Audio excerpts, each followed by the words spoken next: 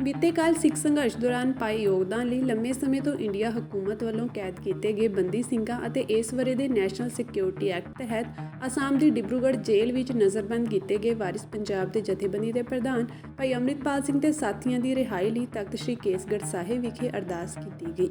ਇਸ ਦੌਰਾਨ ਸਰਕਾਰੀ ਪ੍ਰਸ਼ਾਸਨ ਦੀ ਅਗਵਾਈ ਨੇ ਇਸ ਵਹੀਰ ਵਿੱਚ ਰੁਕਾਵਟ ਪਾਉਣ ਦੀ ਕੋਸ਼ਿਸ਼ ਕੀਤੀ। ਪ੍ਰਸ਼ਾਸਨ ਵੱਲੋਂ ਪੰਜਾਬ ਦੇ ਵੱਖ-ਵੱਖ ਭਾਗਾਂ ਤੋਂ ਇਸ ਅਰਦਾਸ ਦੇ ਵਹੀਰ ਵਿੱਚ ਸ਼ਾਮਿਲ ਹੋਣ ਲਈ ਆ ਰਹੇ ਸਿੱਖਾਂ ਨੂੰ ਰੋਕਿਆ ਗਿਆ। ਇਸ ਦੌਰਾਨ ਭਾਈ ਅੰਮ੍ਰਿਤਪਾਲ ਸਿੰਘ ਦੇ ਮਾਤਾ-ਪਿਤਾ ਨੇ ਮੀਡੀਆ ਨਾਲ ਗੱਲ ਕਰਦਿਆਂ ਦੱਸਿਆ ਕਿ ਕਿਸ ਤਰ੍ਹਾਂ ਇਸ ਪ੍ਰੋਗਰਾਮ ਵਿੱਚ ਰੁਕਾਵਟ ਪਾਉਣ ਦੀ ਕੋਸ਼ਿਸ਼ ਕੀਤੀ ਗਈ, ਪਰ ਇਸ ਦੇ ਬਾਵਜੂਦ ਸਿੱਖ ਸੰਗਤਾਂ ਨੇ ਇਸ ਪ੍ਰੋਗਰਾਮ ਵਿੱਚ ਹਿੱਸਾ ਲਿਆ, ਜਿਸ ਲਈ ਉਹਨਾਂ ਨੇ ਸਭ ਦਾ ਧੰਨਵਾਦ ਵੀ ਕੀਤਾ।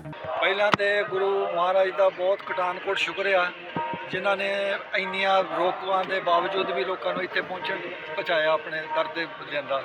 ਤੇ ਬਾਕੀ ਸੰਗਤ ਦਾ ਵੀ, ਸੰਗਤ ਨੇ ਵੀ ਬੜੇ ਕਸ਼ਟ ਝੱਲ ਕੇ ਇੱਥੇ ਪਹੁੰਚੀ ਆ। ਇਹਨਾਂ ਲੋਕਾਂ ਦਾ ਵੀ ਬਹੁਤ ਬਹੁਤ ਧੰਨਵਾਦ ਕਰਦੇ ਅਸੀਂ ਤੇ ਤਹਿ ਦਿਲੋਂ ਧੰਨਵਾਦ ਕਰਦੇ ਹਾਂ ਔਰ ਬਹੁਤ ঋਣੀ ਰਵਾਂਗੇ ਇਹਨਾਂ ਦੇ ਕਿ ਇਹਨਾਂ ਨੇ ਇਹਨਾਂ ਮੁਸ਼ਕਲਾਂ ਝੱਲ ਕੇ ਵੀ ਇੱਥੇ ਪਹੁੰਚੇ। ਬੇਵਜ੍ਹਾ ਤੋਂ ਕੋਈ ਇੱਥੇ ਸ਼ਾਂਤੀਪੂਰਵਕ ਅਰਦਾਸ ਕਰਨੀ ਗੁਰੂ ਘਰ 'ਚ ਸਾਨੂੰ ਉੱਥੋਂ ਵੀ ਆ ਕੇ ਰੋਕਣਾ ਤੇ ਬਹੁਤ ਮਾੜੀ ਗੱਲ ਹੈ। ਅਸੀਂ ਸੋਚਦੇ ਹਾਂ ਕਿ ਪ੍ਰਸ਼ਾਸਨ ਨੂੰ, ਸਰਕਾਰ ਨੂੰ ਇਹਦੇ ਤੇ ਵਿਚਾਰ ਕਰਨੀ ਚਾਹੀਦੀ ਵੀ ਅਸੀਂ ਕੀ ਕਰ ਰਹੇ ਹਾਂ। ਇਹਦੇ ਨਾਲ ਲੋਕਾਂ ਨੇ ਅਸੀਂ ਕੋਈ ਭਲਾ ਕਰ ਰਹੇ ਹਾਂ ਕਿ ਨੁਕਸਾਨ ਕਰ ਰਹੇ ਹਾਂ। ਇਹ ਗੁਰੂ ਮਹਾਰਾਜ ਸਭ ਰੋਕਾਂ ਢਾਉਂਦੇ ਆ। ਜਦੋਂ ਖਾਲਸਾ ਚੱਲ ਪੈਂਦਾ ਫਿਰ ਉਹਨੂੰ ਕੌਣ ਰੋਕਣ ਵਾਲਾ ਵਾ। ਇਸ ਕਰਕੇ ਚਲੋ ਗੁਰੂ ਮਹਾਰਾਜ ਦਾ ਕਟਾਨਕੋਟ ਸ਼ੁਕਰ ਹੈ। ਸੰਗਤਾਂ ਦਾ ਵੀ ਜਿਨ੍ਹਾਂ ਨੇ ਹਿੰਮਤ ਰੱਖੀ, ਨਹੀਂ ਪਿਛਾਂਹ ਨਹੀਂ ਮੁੜੇ, ਇੱਥੇ ਪਹੁੰਚੇ, ਉਹਨਾਂ ਦਾ ਬਹੁਤ ਧੰਨਵਾਦ ਹੈ। ਲੋਕ ਸਭਾ ਦੀਆਂ ਚੋਣਾਂ ਜਿਹੜੀਆਂ ਆਉਣ ਵਾਲੀਆਂ ਨੇ, ਤੁਸੀਂ ਕੋਈ ਅਪੀਲ ਕਰਨੀ ਚਾਹੋਗੇ? ਨਹੀਂ ਜੀ, ਅਸੀਂ ਉਹਦੇ ਬਾਰੇ 'ਚ ਕੋਈ ਅਪੀਲ ਨਹੀਂ ਕਰਦੇ। ਜਦੋਂ ਕੋਈ ਆਊਗੀ ਫਿਰ ਵੀ ਅਸੀਂ ਸਾਡੀ ਇਹ ਅਪੀਲ ਰਹੂਗੀ ਕਿ ਜਿਹੜੇ ਚੰਗੇ ਉਮੀਦਵਾਰ ਆ ਕੁਝ ਵੱਡੇ ਕਿਸੇ ਪਾਰਟੀ 'ਚ ਵੀ ਹੋਣ, ਉਹਨਾਂ ਦਾ ਸਹਿਯੋਗ। ਬਹੁਤ ਸਾਨੂੰ ਸੰਗਤਾਂ ਦਾ ਸਹਿਯੋਗ ਮਿਲਿਆ ਵਾ, ਕਿਉਂਕਿ ਸਮੂਹ ਬੰਦੀ ਸਿੰਘਾਂ ਦੀ ਅਰਦਾਸ ਸੀ ਤੇ ਬਹੁਤ ਸੰਗਤਾਂ ਨੇ ਸਾਥ ਦਿੱਤਾ ਹੈ। ਬਹੁਤ ਸੰਗਤਾਂ ਦਾ ਦਿਲੋਂ ਧੰਨਵਾਦ ਕਰਦੇ ਹਾਂ ਕਿ ਬਹੁਤ ਹੀ ਸੰਗਤਾਂ ਜਿਹੜੀਆਂ ਵਿਚਾਰੀਆਂ ਪੁਲਿਸ ਨੂੰ ਰੋਕਣ ਦੇ ਬਾਵਜੂਦ ਵੀ ਇੱਥੇ ਪਹੁੰਚੀਆਂ ਤੇ ਅਸੀਂ ਬਹੁਤ ਉਹਨਾਂ ਦਾ ਧੰਨਵਾਦ ਕਰਦੇ ਹਾਂ, ਕਿਉਂਕਿ ਪੁਲਿਸ ਨੇ ਬਹੁਤ ਕੋਸ਼ਿਸ਼ ਕੀਤੀ ਕਿ ਸੰਗਤਾਂ ਦਾ ਇਕੱਠ ਨਾ ਹੋ ਸਕੇ, ਪਰ ਫਿਰ ਵੀ ਸੰਗਤਾਂ ਵਿਚਾਰੀਆਂ ਰਾਤ ਕਿੱਦਾਂ ਪਤਾ ਨਹੀਂ ਔਖੀਆਂ ਬੱਸਾਂ ਤੇ ਕਿੱਦਾਂ ਪਹੁੰਚੀਆਂ।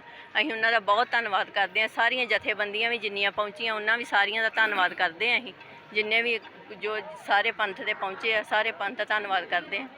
ਇਹ ਤਾਂ ਰਵੱਈਆ ਤੁਸੀਂ ਆਪ ਹੀ ਸਮਝੋ ਕਿ ਉਹਨਾਂ ਨੂੰ ਗੁਰੂ ਘਰੋਂ ਜਾਣ ਤੋਂ ਵੀ ਰੋਕਣ ਦੇ। ਉਹਨਾਂ ਦਾ ਰਵੱਈਆ ਤਾਂ ਇੱਦਾਂ ਕਿ ਉਹਨਾਂ ਸਾਡਾ ਪਿੰਡ ਕੱਲ੍ਹ ਛਾਉਣੀ 'ਚ ਜਿੱਦਾਂ ਤਬਦੀਲ ਕਰ ਦਿੱਤਾ। ਇੰਨੀ ਪੁਲਿਸ ਸੀ, ਉਨੀ ਸੰਗਤ ਨਹੀਂ ਸੀ ਜਿੰਨੀ ਪੁਲਿਸ ਸੀ ਉੱਥੇ। ਜਿਹੜੀਆਂ ਅਸੀਂ ਗੱਡੀਆਂ ਕਿਰਾਏ 'ਤੇ ਲਿਆਂਦੀਆਂ ਉਹ ਵੀ ਉਹਨਾਂ ਵਾਪਸ ਕਰਤੀਆਂ। ਇੰਨੀ ਸਾਡੀ ਸੰਗਤ ਉੱਥੇ ਖੱਜਲ ਖਰਾਬ ਹੋਈ ਵੀ ਜਿਹੜੀ ਕਹਿਣ ਦੀ ਗੱਲ ਨਹੀਂ। ਹੁਣ ਇਹ ਸਰਕਾਰਾਂ ਨੂੰ ਆਪ ਹੀ ਚਾਹੀਦਾ ਕਿ ਇੰਨਾ ਅਸੀਂ ਡਰ ਕੇ ਤਾਂ ਰਹਿਣਾ ਹੀ ਨਹੀਂ ਹੈ ਵੀ ਜਿੰਨਾ ਇਹ ਮਤਲਬ ਡਰਾਉਣਾ ਚਾਹੁੰਦੇ ਆ। ਫਿਰ ਇੱਕ ਦਿਨ ਸਾਨੂੰ ਤੇ ਸੜਕਾਂ 'ਤੇ ਆਉਣਾ ਹੀ ਪੈਣਾ ਜੇ ਇਸ ਤਰ੍ਹਾਂ ਕਰਨਗੇ। ਤੇ ਹੁਣ ਸੋਚਣ ਵੀ ਗੁਰੂ ਘਰੋਂ ਜਾਣ ਤੋਂ ਉਹਦੇ ਰੋਕ ਨਹੀਂ ਸਕਦੇ ਤੇ ਨਾ ਹੀ ਰੁਕਣਾ ਹੀ ਕੁਛ ਵੀ ਇਹ ਕਰਨ। ਇਹਨਾਂ ਦੋ ਕੁਛ ਬੰਦੇ ਸਾਡੇ ਚੁੱਕੇ ਵੀ ਆ। ਬਾਜੇ ਖਾਨੇ ਦੇ ਡੈਡੀ ਨੇ ਚੁੱਕ ਲਿਆ, ਗੁਰਮੀਤ ਦੇ ਬੁੱਕਣ ਵਾਲੇ ਦੇ ਘਰ ਪੁਲਿਸ ਗਈ, ਕੁਲਵੰਤ ਦੇ ਘਰ ਪੁਲਿਸ ਗਈ ਤੇ ਇਹਨਾਂ ਨੇ ਬਹੁਤ ਉਹਨਾਂ ਨਾਲ ਬਦਸਲੂਕੀ ਨਾਲ ਮਤਲਬ ਬੋਲੇ ਆ, ਬਹੁਤ ਗਲਤ ਬੋਲੇ ਪੁਲਿਸ ਵਾਲੇ ਵੀ ਜਿਹੜੇ ਉਹਨਾਂ ਦੇ ਘਰ ਜਾ ਕੇ। ਪਰਿਵਾਰ ਤੇ ਸਮੁੱਚੀ ਸੰਗਤ ਚੜ੍ਹਦੀ ਕਲਾ 'ਚ ਜੀ ਪੂਰੀ? ਹਾਂਜੀ ਹਾਂਜੀ, ਸਮੁੱਚੀ ਸੰਗਤ ਸਾਰਾ ਪਰਿਵਾਰ ਚੜ੍ਹਦੀ ਕਲਾ। ਅਗਲੇ ਪ੍ਰੋਗਰਾਮ ਦੀ ਜੇਕਰ ਗੱਲ ਕੀਤੀ ਜਾਵੇ, ਅਗਲਾ ਪ੍ਰੋਗਰਾਮ ਸਾਡਾ 3 ਤਰੀਕ ਨੂੰ ਸਾਬੋ ਕੀ ਤਲਵੰਡੀ, ਐਤਵਾਰ 3 ਦਸੰਬਰ ਨੂੰ ਇੱਦਾਂ ਹੀ ਅਖੰਡ ਪਾਠ ਸਾਹਿਬ ਦੇ ਭੋਗ ਪੈਣਗੇ। ਬਾਅਦ 'ਚ 11 ਵਜੇ ਅਰਦਾਸ ਕੀਤੀ ਜਾਊਗੀ। ਸਾਰੀ ਸੰਗਤ ਇੱਦਾਂ ਹੀ ਹੁੰਮ ਹਮਾ ਕੇ ਸੰਗਤ ਦੇ ਚਰਨਾਂ 'ਚ ਬੇਨਤੀ ਕਿ ਸਾਰੀ ਸੰਗਤ ਇੱਦਾਂ ਹੁੰਮ ਹਮਾ ਕੇ ਪਹੁੰਚੇ। ਸਰਕਾਰਾਂ ਨੂੰ ਪਤਾ ਲੱਗੇ ਕਿ ਇਹ ਸੰਗਤ ਹੈਗੀ ਆ ਜੀ, ਜੀਂਦੀ ਜਾਗਦੀ ਆ। ਇਕੱਠ ਇੰਨਾ ਵੱਡਾ ਹੋਏ ਕਿ ਉਹਨਾਂ ਨੂੰ ਪਤਾ ਲੱਗੇ।